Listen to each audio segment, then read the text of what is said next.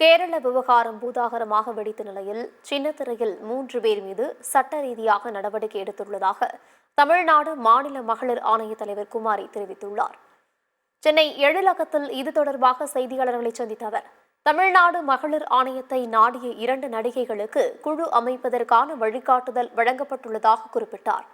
சின்னத்திரையில் புகார்கள் தொடர்பாக மாநில மகளிர் ஆணையம் தலையிட்டு 3 நபர்கள் மீது நடவடிக்கை எடுக்கப்பட்டுள்ளதாக அவர் கூறினார். கேரளாவில் நடந்த உடனே எனக்கு முக்கியமான ஒரு செலிபிரிட்டி 2 பேர் பேசினாங்க. அவங்க சொன்னாங்க, நாங்கள் ஒரு ஐசிசி கமிட்டி ஃபார்ம் பண்ணோம் சொன்னாங்க. உடனடியாக அதை எப்படி ஃபார்ம் பண்ணணுன்றது அவங்களுக்கு கிடையாது. இப்போ பண்ணணும்னு சொன்னாங்க. அதை வரவேற்கணும் வேண்டிய விஷயம். நாம் சென்னை, நம்ம தமிழ்நாட்டில் அவங்க உடனே அங்கே நடந்த உடனே இப்போ கேட்டிருக்காங்க. அவங்க கேட்ட டாக்குமெண்ட்ஸ் எப்படிலாம் உருவாக்கணும், ஃபார்ம் பண்ணணும், அவங்களுக்கு என்னென்ன வேணும், எப்படி யூஸ்வலாக நாங்கள் அவங்க கமிட்டி ஃபார்ம் பண்ணுறதுக்கு கூட நம்முடைய அரசு தரப்புலேருந்து, சமூக நலத்துறையிலேருந்து டிஸ்ட்ரிக்ட் சோஷியல் வெல்ஃபேர் ஆஃபீஸரை நாங்கள் டைப் பண்ணி விடுவோம்.